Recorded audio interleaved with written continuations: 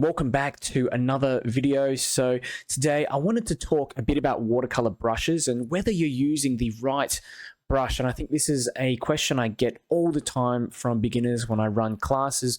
What brushes do you use, Darren?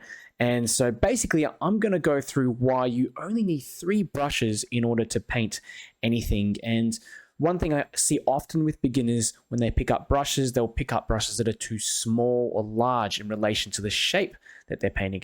And this is a big mistake, as when you're using a brush that's too small, that can lead to a lot of overworked, kind of disjointed sort of look, not to mention a lot of frustration time wasted on a painting, something that would normally take a few seconds to paint with a larger brush. Now, on the other hand, if you pick up a brush that's too large, you're really going to struggle to get in those small details, and you could end up with a mess as well, with everything just mixing together. So you have to come up with a compromise. So I'm going to go through the 3 brushes that I use most commonly in almost all of my paintings. I'll actually talk about 4 brushes. These are the brushes that I normally use in all of my paintings, and you can see here on the left there are a couple of mop brushes, watercolor mop brushes, and on the right here I've got these synthetic brushes. So it's basically a round brush, a small synthetic round brush, and on the right I've got myself a flat brush. Okay, I normally use one or the other of these interchangeable. For the purposes of this particular video, we're just going to pick these 3. Okay, why are these brushes so important? Okay, so mop brushes are essential when you're painting watercolor, and the reason why is because these mop brushes, they've got quite a large belly, as you can see here, compared to a brush like this one, a synthetic round brush. It doesn't hold much water, whereas these mop brushes hold a lot of water. And you don't have to continue reloading, going back into your palette, mixing up more color, and having to just go back and forth. So that allows you to paint things faster and without the inconsistencies of having to mix up additional paint and that kind of thing. So it's really good. You've also got these the tip, which is pointed, and the pointed tip allows you to cut around objects as well to get in a bit of that accuracy, which is really needed. So at the same time, you can cover a large area, but you can still detail with these brushes. This one here, the round brush, it's a great little brush. I've got so many of them. This is one that's probably a little bit smaller. Okay, and what do you think this is used for? Well, basically, this is for getting in small details. So if I'm looking to paint a person, that kind of thing, a figure, it's a lot easier for me to just pick up this brush, put in a head, like that, head of a figure, the body like that. Okay, I'm just doing something pretty quick, and a couple of legs. Okay, a couple of legs like that. Maybe like a bag or something. This person's holding onto a bag, and maybe a shadow running to the right. It's a lot easier using a small brush like this than, say, using a larger mop brush. So if I do the same thing with the mop brush, just show you what I mean. So basically, you've got, if I put in the head, there you go already. I've got a lot of water in that brush, so it's too big. Okay, I've got to control a bit more. Okay, so you can get away with it. Certainly can get away with it, but that's only if maybe you're painting a larger sort of figure. So smaller brushes really help, and often, sometimes I'll just use a little mop brush like this, a tiny mop brush, and I can get away with just using that as well as my detailing brush. But often I find with these mop brushes, they are just a lot softer, and so it's difficult to get some proper control, okay, other than when you're using these other sort of synthetic brushes. It's much easier because the bristles don't really bend much, okay, so you can get lots of fine details. You can get wheels in, small little shapes, even like windows as well. It's very easy to just paint in like a window or something like that, whereas when you're using a mop brush, you have to go in with a very light touch, because if you press too hard, you're going to get that sort of thing going on like that. Okay, so what else would I use these mop brushes for? Let me just show you an example of something else I would paint. So say we're painting a building, okay? Maybe we've got a building just facing the side, sort of like that.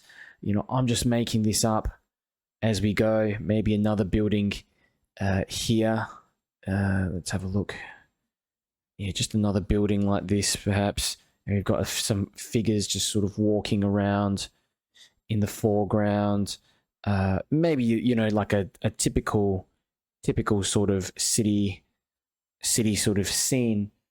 What you can do with that mop brush is that I can actually just pick up a whole lot of color. I might just pick up some yellow and drop that in all the way through the buildings.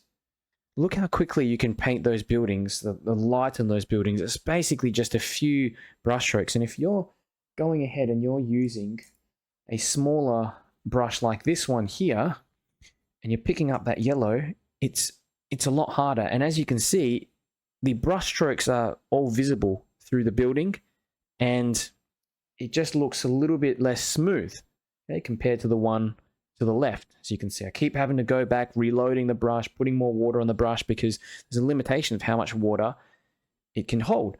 So you can see here that the buildings on the left look a lot more smoother, consistent color, whereas this one looks a bit more blotchy because I'm having to just go around and dab around, pick up more color and go back in. So it's very important that you use a large brush to paint larger shapes, and especially if they're all the same color or a similar color, simplify it down and just do something like that. And you can even drop in some other extra color in there as well, like that. Okay, so what comes next? I mean, essentially you might think about putting in a bit of sky as well, a bit of the sky, or you could do that first. Normally I do the sky first, but in this demonstration I've done the buildings first, so I'll just have to put in the sky afterwards. So if I go in with a bit of this blue, you can see here how easy it is to get that blue in. Normally I let the yellow dry a bit more, okay? But if I start, again, just trying to paint that sky with that tiny little detailing brush, we're in trouble, okay? It's going to just look, again, more blotchy. It's not going to be as consistent. So, the size of the mop brush also varies as well. So these are 3 mop brushes that I have, okay? And, because I'm painting on an A4 sheet of paper, it's not a very big sheet of paper. This one here probably be too much. I could get away with it, but I find that these 2 tend to be a good size, just allowing me to pick up lots of water, but at the same time still have the ability to cut around all those other details, like the buildings here, okay? So got in a bit of sky, and then now we can think to ourselves, what else do we want to put in here? Well, of course, we might want to potentially put in shadows. We might want to put in the figures. I reckon I'll just put in the figures first, maybe a bit of gray or something in the ground and a touch of yellow or something, just a quick. And again, I'm using the wrong brush, so you notice there how it just takes too long doing that. So picking up a little bit of that yellow again, putting it into the ground, simplifying just like that. Okay, look how easy that is. A few little brush strokes and we've got in some ground. Okay, so next I might think, well, how about the figures? How about some of these windows and stuff on the buildings? Well, a little brush like this, look how simple that is. I can just put in a couple of windows like that, easy, and the paint doesn't spread all that much. Okay, because I've got a smaller tip there. Of course, I picked up more paint on these brushes as well. Could put in a bit of detail there for that particular dome or what have you as well, like that. Okay, then we can go into the figures. I might think, let's just put in some legs here for the figures, and be able to just detail a lot more, as you can see, without having to without just blowing this section out, putting too much paint in there and making it look just messy. So you can see I've even got the shadow in, done the shadows of these figures at the same time. Now you may think to yourself, well, how about the shadows of the buildings? Now the shadows of the buildings, really, there's not all too much. I mean, if I'm assuming the light source is coming from the left, we've got the right sides of these buildings, perhaps, maybe these ones, a little bit of those ones as well, but, we can get away with using the smaller brush, okay, because there's a smaller area for us to do it. Or at the same time, you can use a little mop brush like this. So these sort of situations, you can get away with using both. Okay, but I always think to myself, what is the brush that's going to allow me to accomplish that? Paint something with as few brush strokes as possible. So I'll just pick up this same color to illustrate this. Okay, and we might get in this little shadow on the left side of this building. Okay, the bit of shadow coming in for that building in the background there. Okay, bit here in the background. You know, we might have a bit of a shadow here on this building as well, across the ground in the back too. Okay, maybe just running up and hitting that side of the building. Okay, but as you can see, I mean, it's a very, very small, basic sketch, but how important it is essentially to use the right brush in the right circumstances. So always think to yourself, if you're painting something small and doesn't require a lot of paint and perhaps requires some detailing, go with the small brush, go with that synthetic round brush, go with that synthetic flat brush.